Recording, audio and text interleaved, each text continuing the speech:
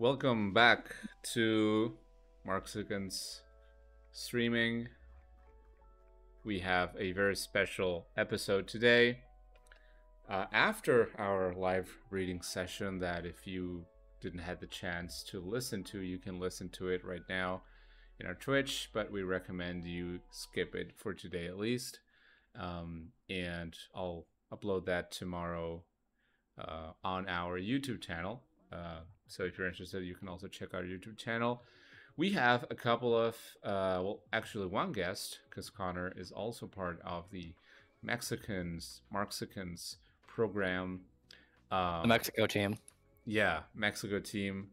He is our gringo Mexican token analyst. Mexican American, yeah. Yeah. And Chicano correspondent. Chicano correspondent, yes. And we are streaming from another part of the Yankee frontier, as our Kamerad Kari likes to say in his Politburro podcast. He streams from Tijuana right now, and we are comrades in arms, or in memes, as we like to say. And in the sheets. And in the sheets. that was yeah. So I guess now it's public. Yeah. So, anyways, welcome. Yeah, welcome, Kari. Welcome, Kamerad. I don't know, what do you like for us to call you, if Kari or Memazapanes? Yeah. Okay. Yeah. He's actually from the extinct but legendary Memazapanes account, which was zucked out of existence. RIP. R.I.P. R.I.P. For indeed. Sure. So, yeah. So, great news for our Yankee comrades in New York. Zohran Mamdani for the People's Republic of New York City. For the People's Republic of New York. The Commune of New York. The Commune of New York is now happening. It seems that Mamdani has won, and so the project for the transformation of New York City into a communist utopia is now happening. Yeah, if you have a grocery store, you have to give it to the government. Tough shit. So definitely, it's a really great news for the people there. I think it's an interesting alternative, but we'll definitely we should talk a little bit more about what happened. So at first I wasn't really much into it, but I just noticed that this guy Zohran Mamdani suddenly went from having 0 followers to, like, let's see, from assemblyman to the mayor. Well, we maybe shouldn't be singing victory yet, because the Democrats are still the establishment Democrats are still gonna try and find 4 or 5 different ways to rat fuck him out of the mayoral seat. So, they're gonna face a lot of public backlash if they try to do that. But it's the fat lady hasn't sung yet. It's not over yet. It's a really important victory, and it shows the support that people went out and showed for a candidate like Zohran. But we should still hold our breaths and hold our breaths and make sure we can push all the way to the finish line.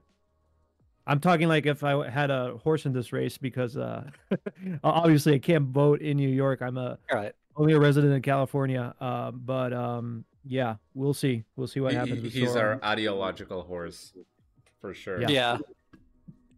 Yeah, for sure. I mean, I think the big thing that's working in Zohran's favor is that he won by, like, I think it was like 8% ahead of Cuomo, which is a lot more than people expected, especially since it was the first round. Because I feel that if it was just like a smaller margin, then Cuomo would have had a shot at just running independent and winning. But I don't see him or Adams having a mandate to do that. Yeah, people hate Eric Adams. He's a loser. He's a freak. People also hated Cuomo. He was already governor. And I'm people sorry, my really knew. cat just yanked. Yeah, folks just want something new, better options, and Yeah. But I was just just sick gonna of. say, like, Mhm. I guess to finish what I was saying, like, I think that the fact that Zohran won with such a margin in the first round says that Adams and Cuomo don't have a mandate to do a rat fuck. And we already saw like Schumer and Jeffries and the official Democrat social media accounts endorse him. And obviously they aren't doing it because they want to, but I think Zohran's here to stay. And that's pretty cool. Yeah. So Hopefully, do you guys think that this is similar to, AOC's first rise into popularity? Bigger, I'd say, because AOC was just running for Congress, and I mean her primary win was like it was a pretty low turnout election. I don't remember that numbers, but it was like in the tens of thousands. And Zohran, on the other hand, won the primary in one of the biggest cities in the world. yep. Yeah, it feels like there's a stronger mandate this time.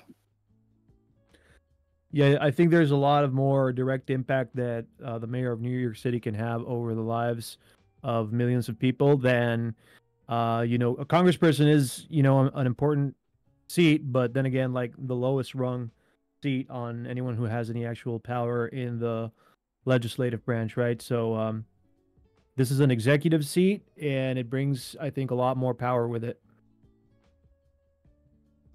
Interesting.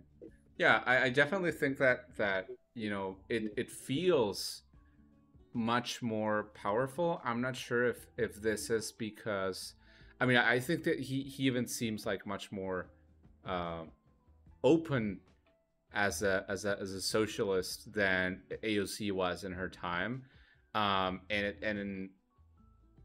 mean, I guess that also it definitely shows. It's part. I think it's a part of a response from both the realization that the term socialist, declaring yourself socialist in the United States, it's every day less negative versus previous previous moments in the history of the United States, and so it feels like I mean, obviously, he's not going to declare himself as a communist because, I mean, honestly, I don't think he is a communist. Because and also that term would be, I do think that'd be too much. Yeah. Yeah, that would be too much. So I think that as a democratic socialist or as a socialist, I think that he has a very well, distinct. He has dismarked himself from the political establishment, and I really liked the debate, the moment that even the interviewer or interviewees were even the interviewer and the interviewees were like pressuring him onto admitting that he should visit Israel for some reason, and he was insistent that no, like, why would I visit Israel? Like, I would be elected mayor, so there's no reason for me to visit Israel. So I think that has definitely marked, the agenda of his candidacy, and yeah, and his clear separation from clearly like mobster politics from like Cuomo's. Even his negative campaigns from Cuomo's were pretty like. They reminded me a lot of like Mexican dirty politics. Strategies. And none of it landed either. Like, yeah, that's like the big thing for me because, like, I think that after today, there's no argument for socialism being controversial in the U.S. I mean, not controversial, but like a deal breaker. Nor is there like any argument for being pro-Palestinian rights also being a deal breaker. Like Zohran like shamelessly ran as a democratic socialist and as someone who was pro-Palestinian rights, and he won. The whole fucking campaign was just like you said, was Cuomo saying like, oh, he's a radical communist, he's a socialist, he's radical Islamist, whatever, and that didn't land. Because I remember when Bernie was running, even in 2020, I'd have conversations with people, and they'd be like, "No, like I agree with some, but I don't not sure about socialism." That's dead. Like in America, you can now run for high office and win as a socialist, and that's I think like the significance of today. I think there's a point of that because Trump has made it a point to support and run explicit campaigns against socialism and Marxism, and there is such a strong reaction against Trump by the coming from the liberal base, and we got all this so-called dark woke movement, right? Where even people are talking about like soccer moms talking about putting the Trump and his lackeys under the guillotine, stuff like that, right? So I think in some ways the Trump regime and his ineptitude, his inefficiencies have in some ways helped the public to become more receptive to the extreme alternative, right? And you love to see it. I'm all for it. Yeah, right. Yeah, because especially with like the disenchantment with the Democrat establishment. I mean, I've spoken with like family members in the U.S. who were like, the archetypical like vote blue no matter who voter, the kind of people who like would vote for some matter a Democrat, and they're sick of it. They want somebody who will fight. They want someone who will stand for something, and Zohran's that. And I think especially what you say was like, all this red baiting, like it diminished the value of the word socialism and the common eye to the point where you can now just say like, yeah, I'm a socialist, and it's like whatever, they call Joe Biden a socialist. Yep. What does that even mean in 2025? Exactly. Yeah, definitely. That definitely proves the point. The fact that people are tired of the same old politics and they're looking for something else entirely. And this is definitely a reaction of the inaction of the Democratic Party. Theo Sick, thank you for the follow. Yeah, so definitely great response. Now,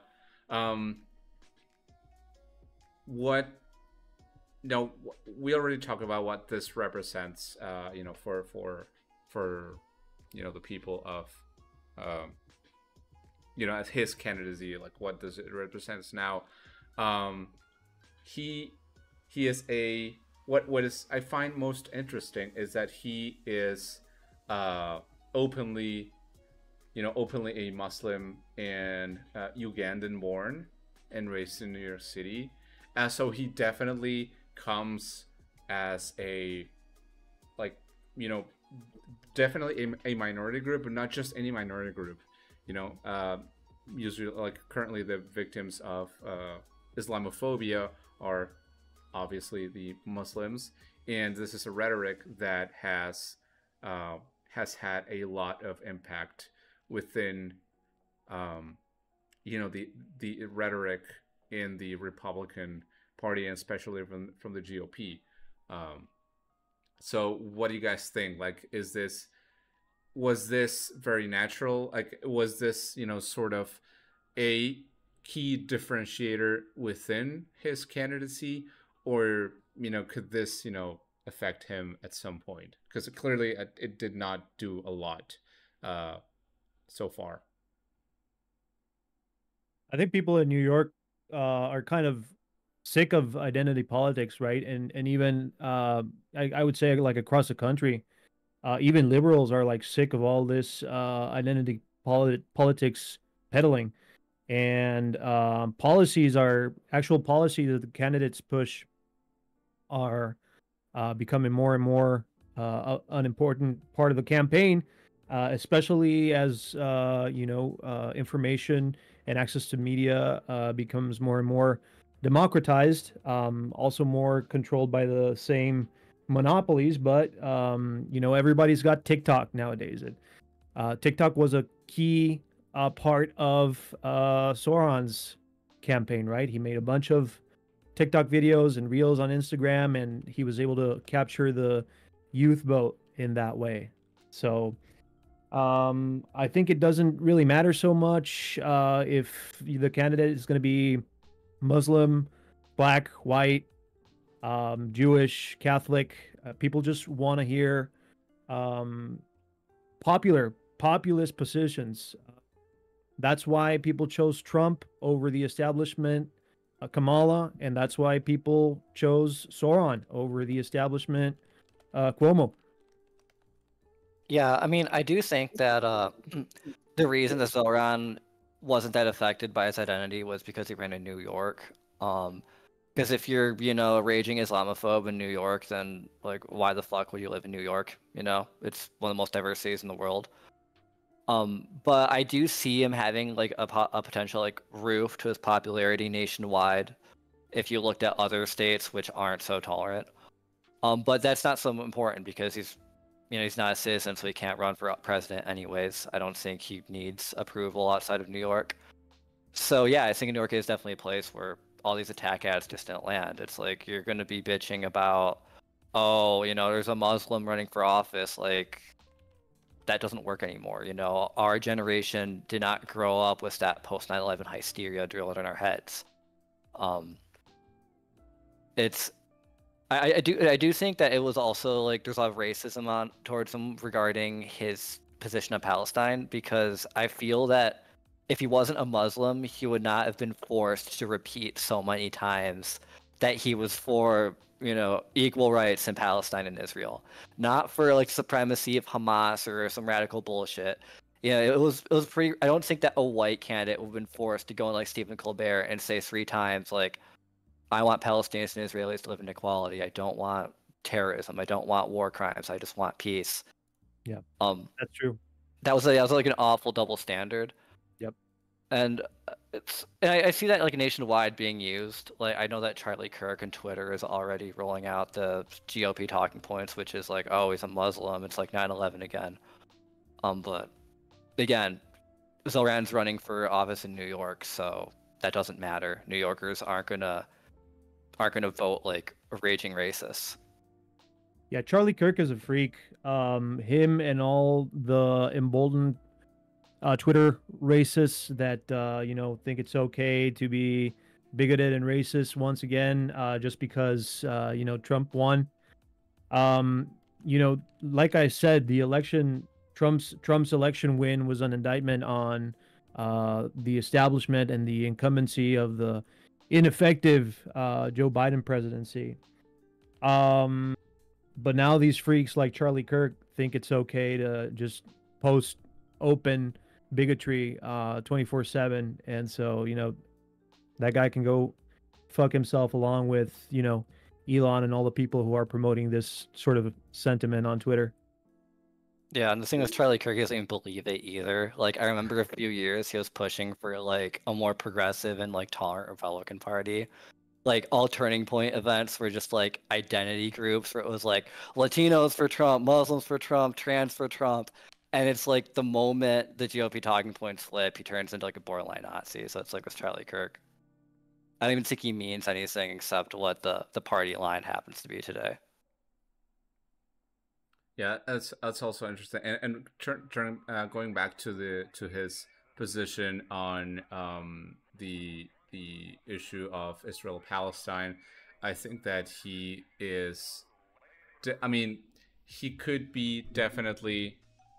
could have been definitely much more vocal about it.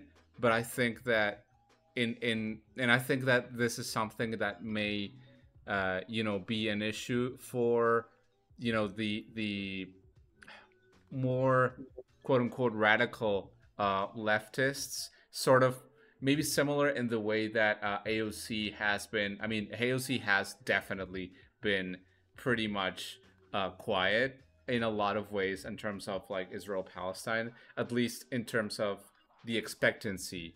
But I don't know what you guys think about that. Should he at least be like? Do you guys think that this may be a one voter issue so much as for him to get more or lose votes, or do you guys think that this is like, I mean, his positions on that are clear enough so that the voters who are pro-Palestinian, are going definitely 100% with him. I mean, I think that he should just like not make the focus of the conversation Israel and Palestine. He's not running for an office where he has control over foreign policy.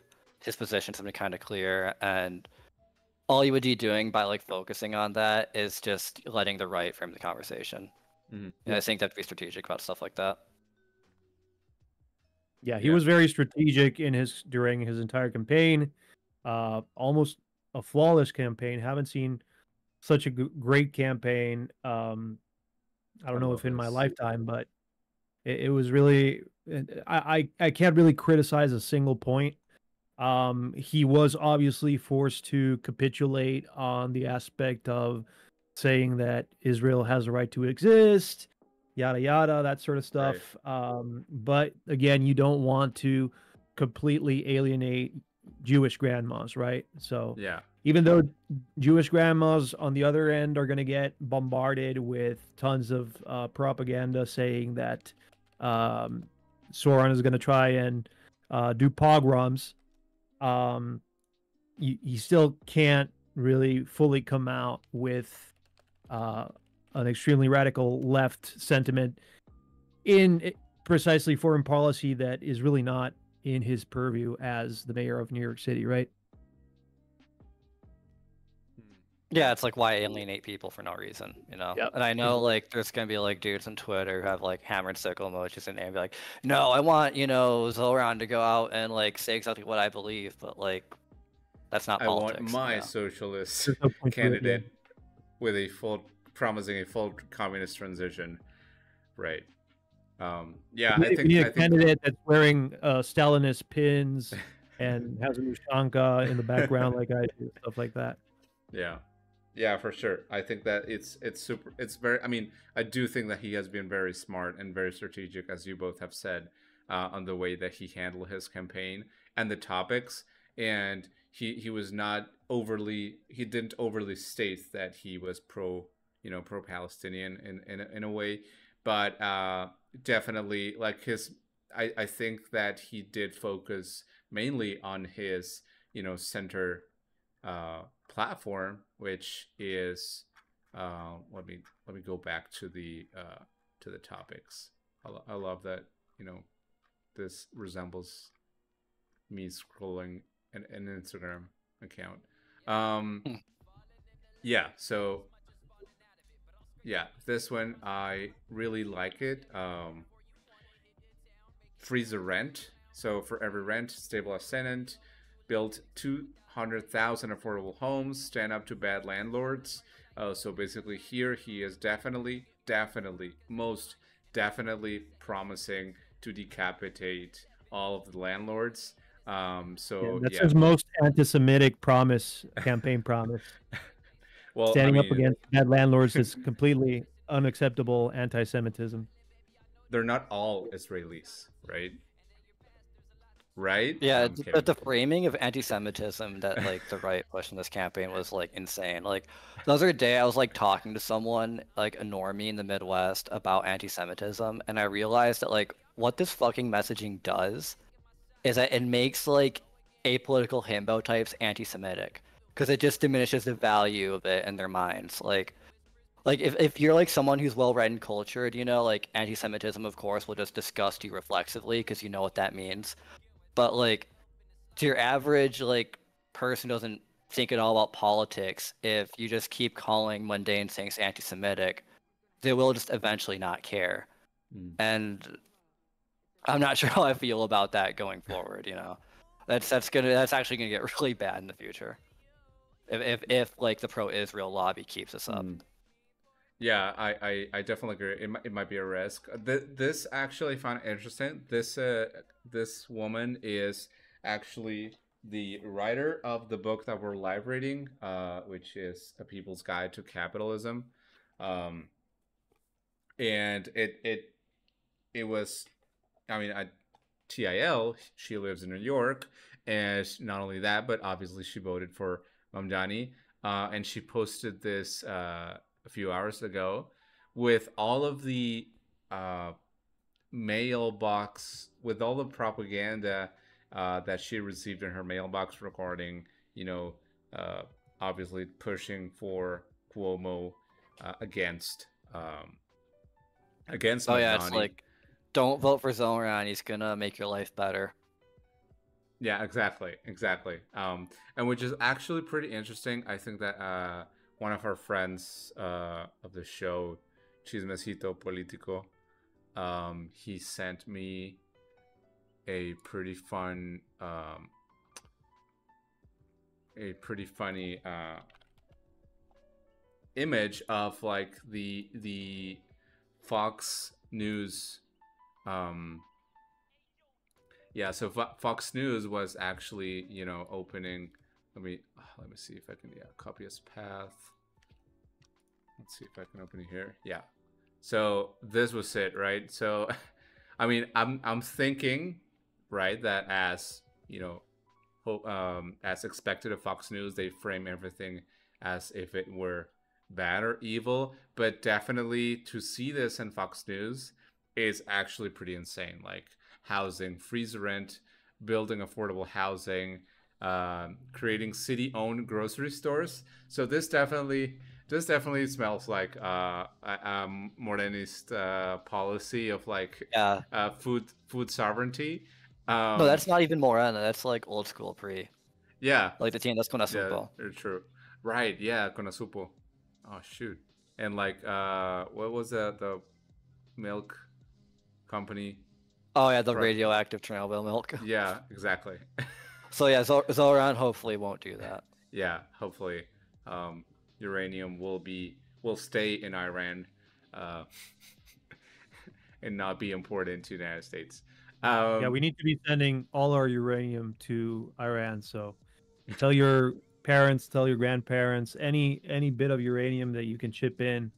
We need to accelerate the Iranian nuclear program, we and it's going to take all of us. We will begin a Kickstarter for everyone to donate their money and to funnel that money into a foundation for. Yeah, we're pro-war in this podcast. We're pro defend Iran, basically. No, I'm just pro-war. Okay. And then right, so raising the minimum wage to $30 by 2030, that's quite. I think that's double, right, Connor? Or I don't know if it's like minimum wage locked into median wage and why. So minimum wage is locked into like the states, right? So that's state legislation. Right. Yeah, but I mean, yes, cities can also set them. I mean, because I remember in some states they raised it to like $15. Yeah, like I mean, 13. like the rule of thumb, if I remember correctly, is like median. If you can't go above median wage, without there starting to be issues, and I don't think $30 in New York City hits that. Because it sounds like a lot, but then you remember that it's New York City. Yeah. Yeah, definitely. Yeah, because it's like it just looks like the median is $80K a year. So yeah, 30 an hour doesn't hit that. So that would be feasible. It's like, and I know Fox News put that number because 30 sounds insane if you live in like, I don't know, Michigan or something, but.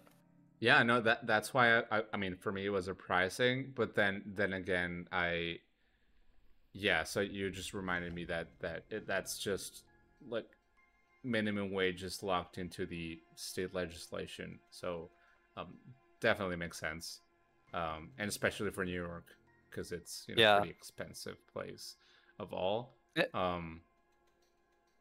But another thing that I wanted to like highlight there, was like the LGBTQIA protections.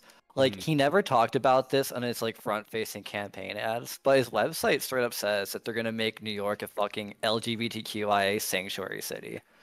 And I just read that and I was just like, dude, this guy's awesome. Like, that's crazy. Like basically like any like bullshit the federal government does, regarding like trans rights or queer rights or whatever, like. He wants to make New York safe. Yeah. Like, I guess that means like New York will just ignore that shit. So multi-billionaires will leave and LGBTQIA plus people will come in. which is pretty based. Yeah, it's like I'm gonna look at the policy brief he has because it's like, yeah, expand and protect gender affirming care because right now a lot of clinics are like having at risk of losing funding for that. Yeah. Okay, they're gonna hold private hospital systems that deny GAC accountable. Oh shit. Hospitals that continue to deny trans youth access to gender affirming care are in violation of the NY Constitution. So they're gonna go after hospitals that deny it. That's, bro. That's pretty based. Yeah, like this is like why I like Zohran, is Mhm. because like his mainstream communications aren't talking about this. You know, he's not like running commercials saying like, "Oh, trans rights are human rights," blah blah blah. Like he's running on the bread and butter issues, but then behind the scenes, he's also taking all the right stances. Yeah, I definitely agree. I really, I was surprised by his platform. Not so much as, you know, the fact that he rose, because I believe that since he is, since from the beginning he has dismarked himself from the establishment, he was a clear different candidate, like by default, and that really, you know, helped him get some more eyes on it. Um, I think it was a ARNHC, podcast vote that thank made you the for difference for at the the end. follow. It Yeah, was a sorry. Come Town endorsement that really helped him pull through at the end. Yeah, Nick Mullen. Yeah. So thanks to the Cum Boys, we got a great new prospect for the next mayor. And really, candidate leading the way for the future of the Democratic Party. Hopefully, I think that is what maybe we haven't made enough of an emphasis on just why this mayoral race in one city is so important to the rest of the country. Because all we've seen, like during the Kamala campaign and during the Biden presidency, all we saw was Democrats inching more and more to the right to try to appeal to this supposed centrist voter that just doesn't exist. I mean, uh, ever since the Biden campaign, even Democrats were trying to be Republican light, and I guess the hate towards Trump was enough to put Biden in charge in 2020. But it obviously did not carry through, and it can't be about that. The Democratic Party needs to differentiate and run opposite of the cruel and draconian policies that Trump and the Republicans are putting forward. There can be no middle ground, and people want to see more quote unquote radical, progressive candidates, just like Zohran. That's the direction that the Democratic Party as a whole needs to be focused on right now. And so many establishment figures, so many people in the press and media do not want to see that. They want support for NATO. They want business as usual, to continue growing the tech and pharmaceutical industries, and we just can't have that. It's literally killing the country and putting fascists in power, because people do not care about the message that centrists want to push. Yeah, I mean, centrists don't even have a message, and that's kind of the issue. Like, the way I see a lot of these, centrist, quote unquote, centrist Democrats, like Jeffries or Schumer, or even like these guys in the media, like Matthew Iglesias, is their theory of politics is just take a poll of people's opinions, and then imagine a fictional person who's just right in the middle, and if you pander that person, then somehow just get as many people as possible. And that's just not how politics works, It's like, it's not how Trump won, it's not how Zohran won, it's not how AMLO or Kali Sheinbaum won. Like, politics is always about making an argument and getting that, like, people's opinions aren't fixed. Like, if you campaign on something enough, you will convince people to change their mind, support that. And, like, for me, I mean, as a socialist, of course, I'm glad that it's a socialist doing it, but also someone who just wants Trump and the Republican Party out of office, I'm just glad there's somebody in the Democratic Party, if any ideology, that gets this. That you can't just go and like say, "Oh, we're for governance and common sense," and I hate that Trump's mismanaging the budget. Like, no, sell something, believe in something. Right. You know, when Zohran goes out and says, like, I'm a statist and I want state-run grocery stores, I want to freeze the rent, blah, blah, blah.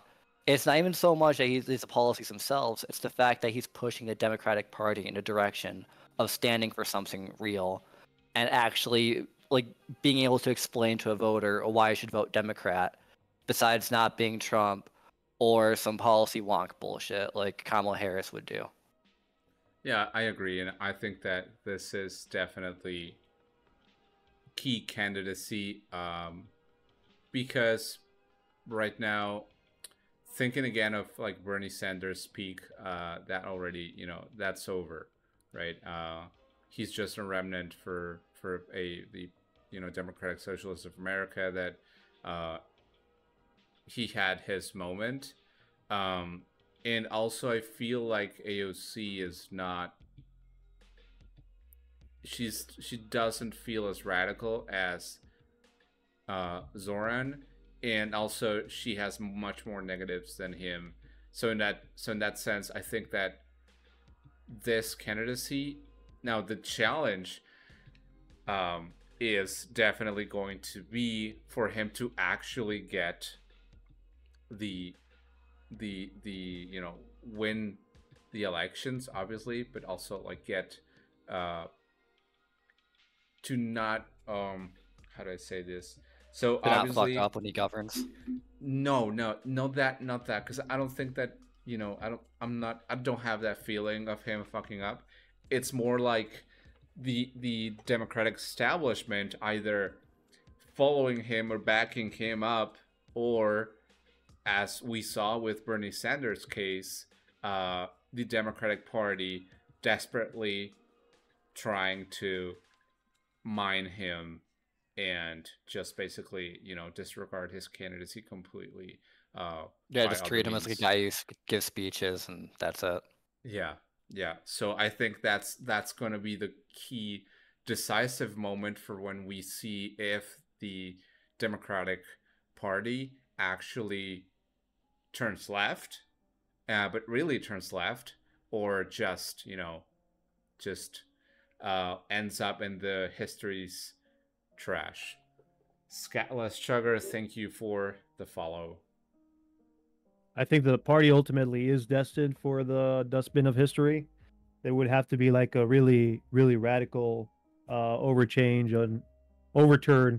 um, with the leadership and the overall policies for that not to be the case. Um, but yeah, we will see. I definitely want to see the current Democratic leadership in the dustbin of history for sure. Oh, Yeah, I for think sure. I mean, even the centrists do. That's like the funny thing is like the centrist voter fucking hates Jefferson Schumer and wants more like left wing stuff. Like, I mean, I think with like the Democratic Party, I don't know if it'll ever be like a fully left wing party. I think it's always going to kind of be a grand coalition of like social democrats and progressives and like center Left wing of liberals. capitalism. Yeah, because I'm not sure if that constituency, I don't know if the constituency exists in America for like the entire country to majority go socialist, but at least Zohran is showing that socialists are a serious member of that coalition. And I mean, looking at like AOC's approval ratings, for example, I think she might be the next presidential candidate or the one after. And that I think will be pretty huge, even though she's not, a hardcore progressive like you'd wish. Like it still pushes the envelope and it makes things better. Yeah, and now moving on, what do you, I found it interesting. So what do you guys think about the fact that, like, what does this candidacy say about New Yorkers in general? Because I find that this was pretty interesting in the sense that, and I credit this to the fact that and to, as basically what Kari just said, which is, bourgeois democracy, which, obviously the candidates from the Democratic Party have always been pretty like in New York, even, pretty center to right wing. Cuomo was, I think it was like, I think Cuomo is like the equivalent to Veracruz. Miguel, the Duarte? family. Yeah, no, not Duarte. Yeah, Eunice. Eunice. Yeah, Yeah, Eunice. oh, I yeah, think he's Eunice. like similar to Eunice. Even You like should have mentioned his niece, Auga. Auga. Mm, Yeah, cool. Because it's very much like like Eunice and fucking Nale. Like yeah, evil, like yeah, it's just evil man, and then center leftist, and then the yeah, evil fuckers have to and line up with the leftist anyways. it seems that with Mamdani, I think that at least that's my perception, right? So I think that Democratic voters in New York said, at last they gave me a good candidate, right? Because they're always, the saying goes, vote blue no matter who. But that has a pretty big cost, as we saw with Kamala Harris, in terms of like, not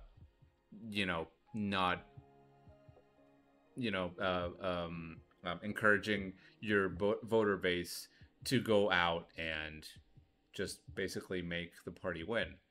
Well, yeah, because like I don't know what Kamala stood for besides like Kamala's brat, which is fun in the moment, like that was like a cool like it was a good marketing move, but then she never actually connected that with a positive program besides like, oh, I'm a continuation of Biden. Chair Mangerfield, thank you for the sub. I'm very excited to see my Alcoholics Anonymous sponsor stream. Fuck you guys. I like shared it with some friends and they don't. Well, we appreciate Chair Mangerfield. I appreciate the support from my community. Yeah, love you. Yeah. So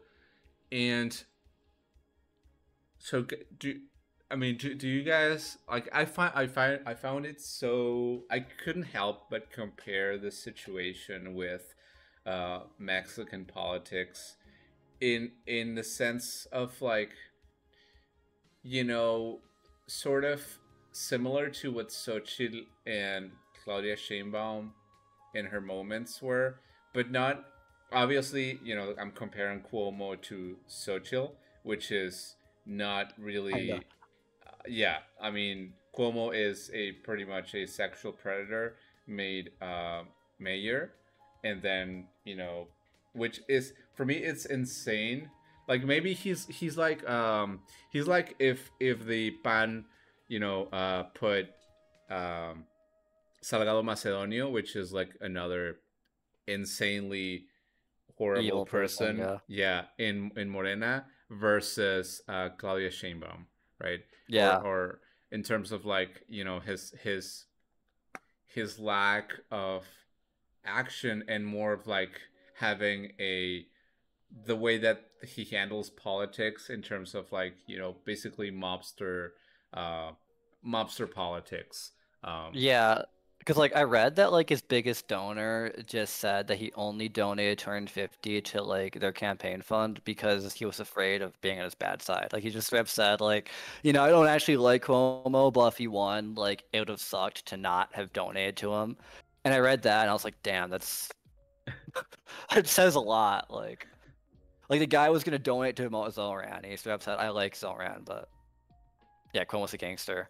Yeah. And it's just like shame too. Like did the Cuomo people just not stop and think, like just from a basic like optics perspective, like maybe we shouldn't hitch our political careers to the guy who already had to resign from office for this? Like you get away with a lot in politics, but if you have to resign from the fucking governorship of New York, then you have to step aside. Yeah. Yeah, I thought honestly, I thought it was pathetic.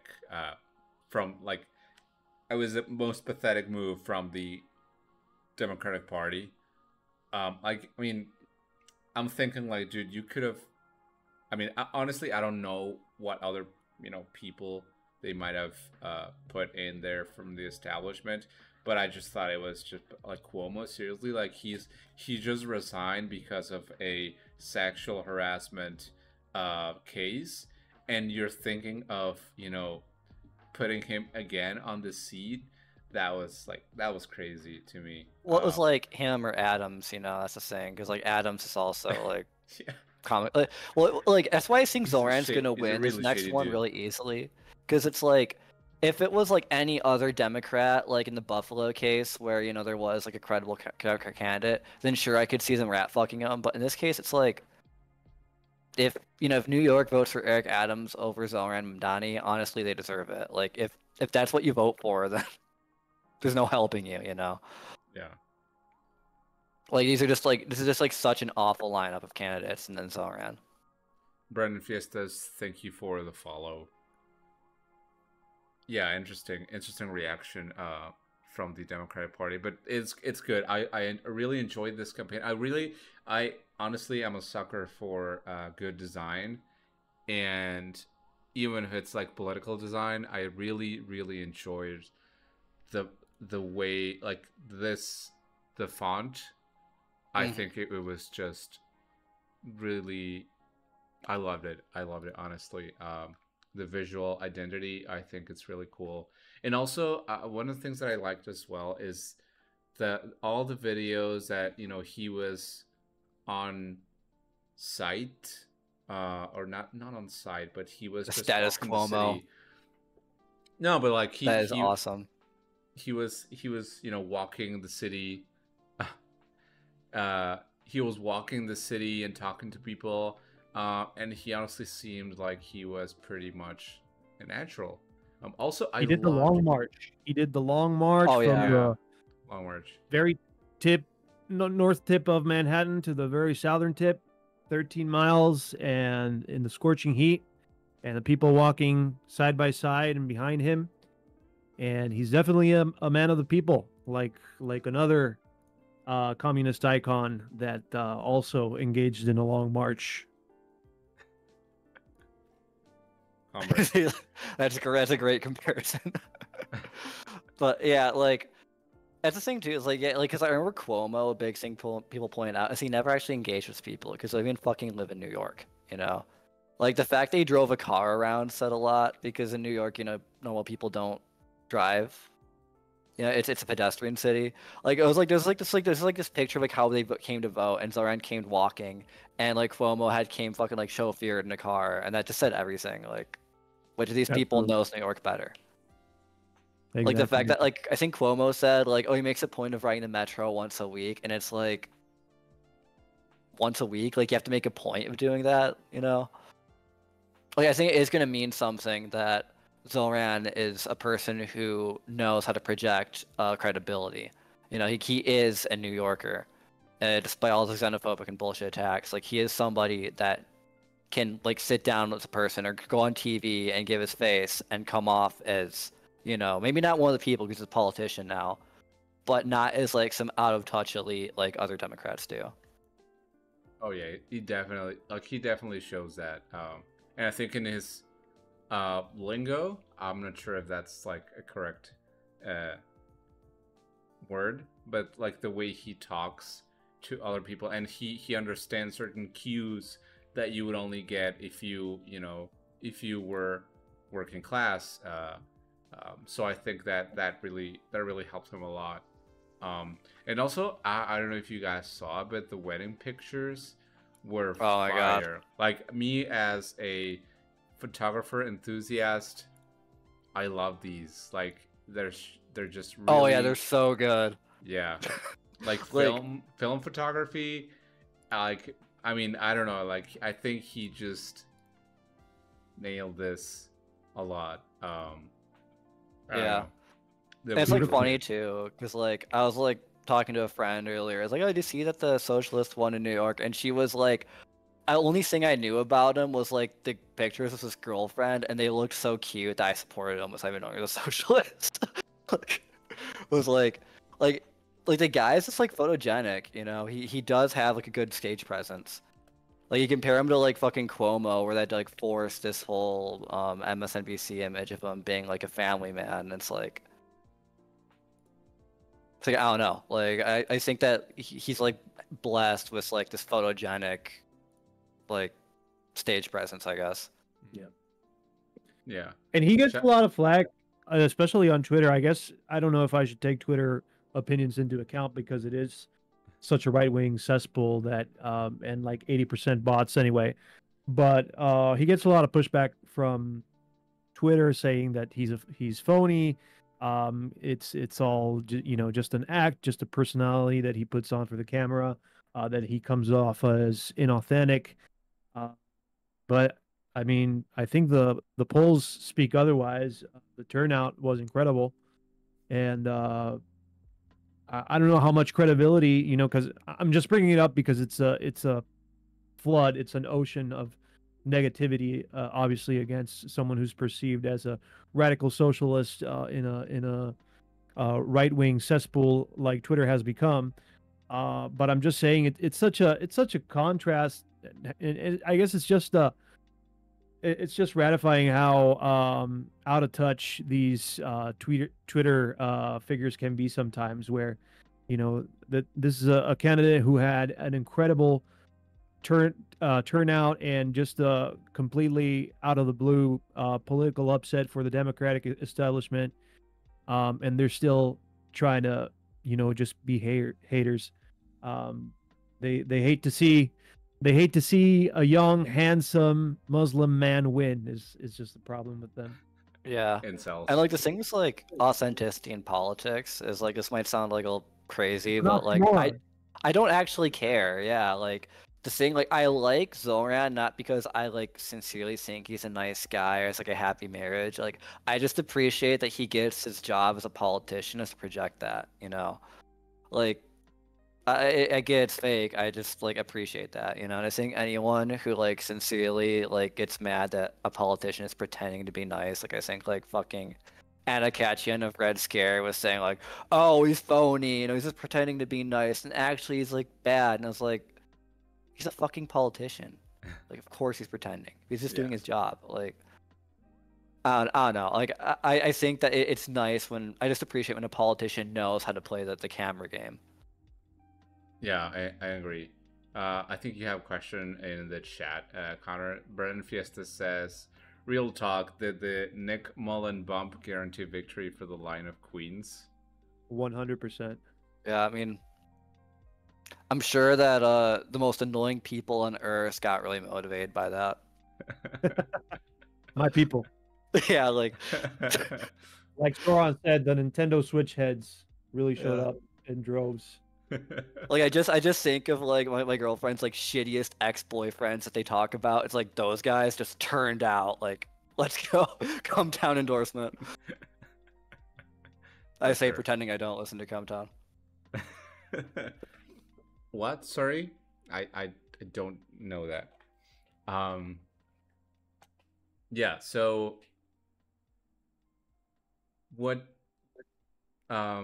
So do you guys also through this definitely plays a lot, identity politics plays a lot in this dynamic. So I'm wondering, I've been sort of sometimes pretty critical of using identity politics, but I understand that. Do you guys think that, like, is this the quote unquote correct way to play the game of identity politics, or do you guys think that this, because there's this misinterpretation, or rather a new interpretation of identity politics as this like woke BS, particularly coming from the right wing and Republican Party, and the sickos, and I can't avert my gaze into the way that Mamdani's campaign has played. I'm just wondering if you guys think, about what how did identity politics played here, the game of campaigning. I said earlier that I think identity politics is dead to a large extent. But one way where we can definitely point out that identity played a big role for Zohran is on the South Asian vote. I mean, because he is part of the community, definitely a large chunk of that community turned out and supported him. Um, in general, we're always going to see that kind of demographics play out, right? With Kamala, something like 80-90% of black voters went for Kamala. And I mean, I think it's fair to expect identity to keep playing a role in that sense, in that regard, right? And sometimes when it's going to be a close race, identity politics is what is going to be the differentiator, what's going to make people pick one candidate over another. But it's got to be second plane. It's got to be in the back burner. It can't be your entire campaign, because that's what the entire Kamala Harris campaign was, right? It's just, oh, I'm a woman. I'm going to break the glass ceiling. I'm going to speak up for all young black girls, young South Asian girls. And that just was not enough because she was not promising any change. She was not offering a vision for the future that was any different than the disaster that the Biden administration represented: a genocide, inflation, the sense that there was an invasion. I hate to use those words, right? But it's what the Republicans were scaremongering about. Too many people coming over the border, right? All of these things were perceived as huge, huge failures of the Biden administration, and the dubs for Biden were few and far between, and the message for Kamala based around identity politics was just not enough to get her to the finish line. And I think it's always got to be the same moving forward for the Democratic Party. If they want to win, they have to stick with policy, not just identity politics. Substance. Right. So definitely, I mean, I definitely think it does play a part. But I think that my takeaway from this is that you cannot base your platform entirely on identity politics. So identity politics, I think that it plays a part in a sense of like his identity himself as a Muslim, and the way that, so through your identity, whether you be whether that in terms of gender, in terms of race, in terms of etc., is your relation with the environment, right, and the context of your place that you're trying to govern, and the way that you relate with all of the other people. So in that sense, right, identity definitely play a part in this. So in the way that Zohran went out and met with different people, and then people were saying like, "Oh, I know you," right? So that sort of definitely plays into the concept of identity politics and the way that he used that. It really doesn't matter if he was consciously using identity politics or not in order to get more voters. But I think that authenticity is a key aspect of his campaign, and through authenticity and through his identity and his relation as a Muslim man living in New York, that was like the way that he could relate to others. Now, it definitely a lot, but definitely his policies were, I think, the most important part of his campaign, which is rarely something that actually plays part in campaigns, like not only in the United States but also like in Mexico. I think that, I mean, Morena sort of, and I say sort of because just I think that at this point in time they're just so comfortable with being like regime, being the current regime, that they're just like, you know, it doesn't really matter. They're basically in this mood of like, I'm not really going to, you know, do this, like look out for the working class at this Yeah, moment. it's at this point, Since, it's like the management stuff. yeah, exactly. So in this sense, I really appreciated that a lot of the things that he said in his campaign really resonated with a lot of people.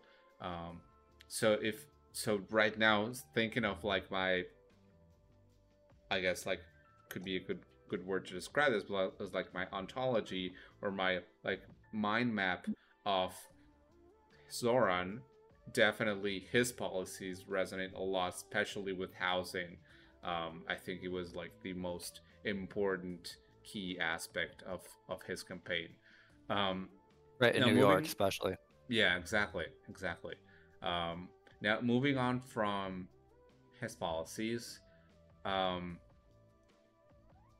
what, like, do you guys think that this could be a decisive moment, and sort of maybe hinting that the Democratic Socialists of America will make a comeback, as akin to the rise that the DSA made with the squad of AOC, Aranoma, etc.? Yeah, I think big time. And the thing that really matters is that, like, when the DSA previously sent people to office, it would usually be like legislators who would then enter office and then be totally disconnected from, you know, the base of the movement. And in this case, this is someone who is from the DSA, formed by the DSA, put in office by the DSA, who will be entering an executive position in New York. You know, and I think that's going to give the DSA a lot more exposure to actual power and governing. And that to me is just such an exciting step in the development of that movement. Because it's the opportunity for it to stop just being like, you know, a PAC or advocacy group in Democrat primaries, and maybe not become a party yet, but certainly, you know, behave like one. So like, I don't think it would be a nationwide push like what happened with Bernie, for example. It's going to be pretty contained in New York. But I mean, I think that if things go well in like 4 or 5 years, like the DSA will be a political party or force comparable to one, at least in that region. And that is a big deal. Like, I think of how Morena, for example, kind of rose in Mexico, or even PRD, you know, back before. Like, these parties, you know, were kind of marginal and fringe until they won the mayorship of a major city. You know, like PRD won the mayorship of Mexico City, and then they became a national party. Morena, you know, went from just having a few like congressional seats and mayorships to winning Mexico City, and then from there going for the big one. I think that like for these sort of like center-left movements, winning the mayorship of a major city or even a capital, in the case of Mexico City, it can be really big for them to grow because suddenly they have access to real power to prove themselves and make a name for themselves on the national stage. Yeah.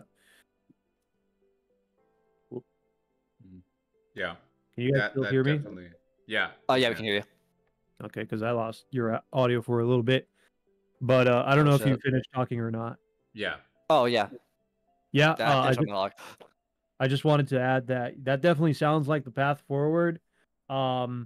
If there is a path forward, because, you know, you still got to deal with internal pressures like the CIA and FBI coming down on this on these pro-socialist cells within the core of the empire, right? But I think now with the ineffective and fumbling Trump administration, where they really don't know how to enact fascism in the right way. They're too stupid for their own in order to Thank carry God. out their own political ambitions. But they do enough cruelty and unusual punishment of ordinary citizens and working class people that they generate enough resentment in the general public. So right now is a perfect opportunity for DSA and other left-wing forces to really pick up steam. And yeah, I mean, I think best case scenario, like our comrade over here mentioned, 4 or 5 years until it becomes an actual force to consider. Because right now, honestly, if you ask someone in Michigan or Missouri if they know what the DSA is, Yeah. 9 out of 10 will not know, right? So if that, but yeah, hopefully they will become a force to be reckoned with within the next decade. We shall see. Yeah, I mean, the Right. lawfare thing you mentioned does kind of worry me because I know, like, I remember, like, wasn't there like that shooting recently where the guy like used to be a PSL member like fucking 5 years before, Yeah. and like the fucking Department of Justice sent them a letter requesting like all their records. That kind of freaked me out because it did signal that the Trump administration has that on the table. And I mean, I don't think that obviously the DSA has done anything illegal. They're very electoralist and reformist.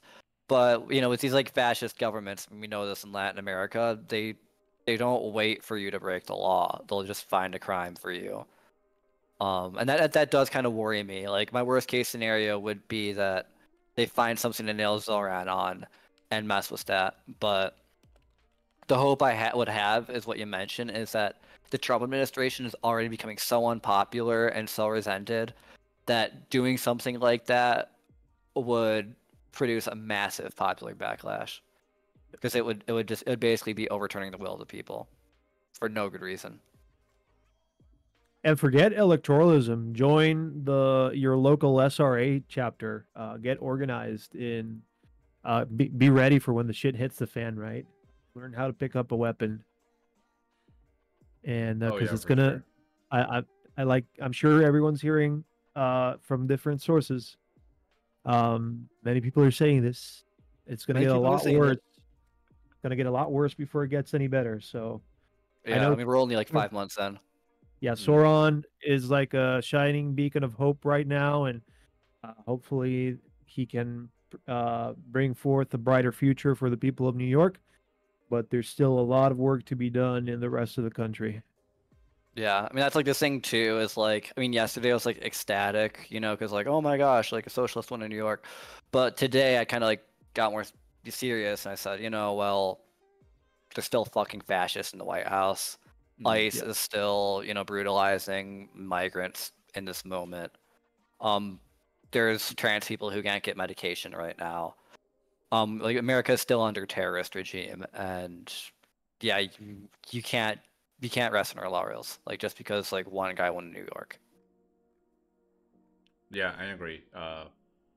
People should, keep their eyes open, and as Kari said, just get organized. I think that's key. Never trust solely in the power or the illusion of power that comes with voting. So yeah, definitely good takeaways. And do you guys think that this will I mean, definitely. I'm just hoping that in the end, the Democratic Party really looks to, or at least stops looking to the right. But yeah, yeah. So I don't know if you guys want to maybe say some last words from the stream. Thanks everyone. Thank you thank you to the fans of Connor. Yeah, I know that he great, definitely great crowd today. Yeah. Amazing messages. yeah, I definitely agree with Very I think most of Cuomo-esque. them. Yeah, Yeah. it feels like Andrew Cuomo is watching my Twitch stream. He's just sending bots all over. Yeah. Thank you, Cuomo, for the support. I know that as a divorced, sad old man, you must be, feeling alone. So I hope that the voice of Connor and Kari has, accompanied you in your sad defeat. I'm thinking of like that picture of Lori Lightfoot when she lost the mayorship of Chicago and was like photographed immediately buying a 24-pack of Modelo. Same. But yeah, like kind of like what I said, obviously this is only just one election, but in the United States of America, just one election is a pretty big fucking deal.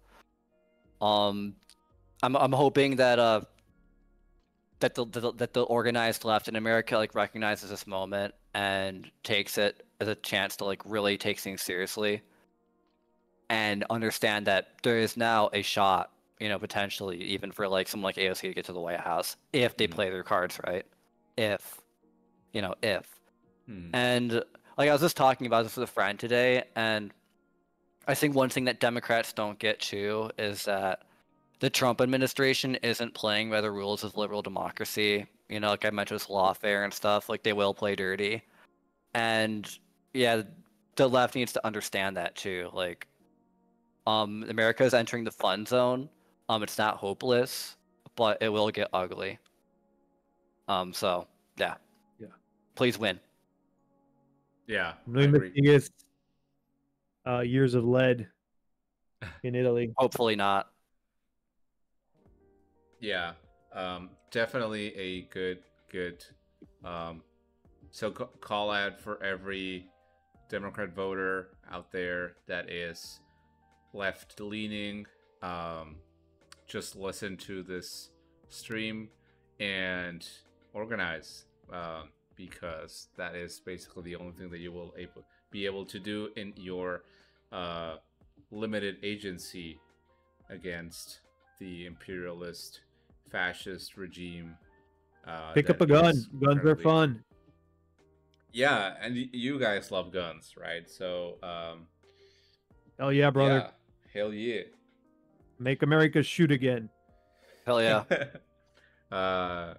We make guns bipartisan. Disparos Unidos. Make it real. Make Disparos Unidos real. Make Disparos Unidos great again. All right. Great. Thank you, both our guests, and thank you, Lenin. Yeah, Lenin. Lenin was here the whole time. He was there. Lenin is our mascot, I guess. Yeah, Always definitely the mascot. Super great cat. He's a lovely cat. He's a great cat. He is. He's the greatest. Yeah, everyone's he's the saying greatest, it for sure. And he is named after Vladimir. Great man. Ilyinich. I would have never guessed it. I thought it was the other Lenin. Yeah, no, he was no, actually, it's Lenin, like our Lenin. Yeah, it was Lenin, but just pronunciation. The late great Lenin. The great Lenin. Okay, well, thank you, everyone. Thank you for the critical support for Lenin, for sure, for the cat. Definitely, we're talking about the cat. Thank you for the Connor Cumming community. The Connor Cummies. Connor Cummies. I fucking hate these guys so much. But thank you for coming. Yeah, Connor thank you for literally coming, and your subs and follows. We appreciate you. We love you. We love you. We love you all. I would kiss a man right now. Geralt of Rivia. Geralt of Rivia is now following. Thank you, Geralt of Rivia, for following. Thank you. Thank you. We appreciate you. We love you. I would kiss you right now, even if you're a man. Doesn't matter. I love everyone. What's up, big dog? Thank you. So, thank you, everyone. Great chat with you guys. Definitely will keep an eye on Mamdani and in his jihad against the Imperial and the dogs of the Imperium, Cuomo, and forgot the current major. Is it Andrew? No, wait. Anyways, Eric Adams. Yeah, Eric Adams. Sorry. So it seems we lost Connor. Anyways. Yeah. I'll be stepping out too, guys. Yeah. All right. Thank you. Das vidania, camaraditas. Das vidania. Thank you, everyone. And see you all on the flip side.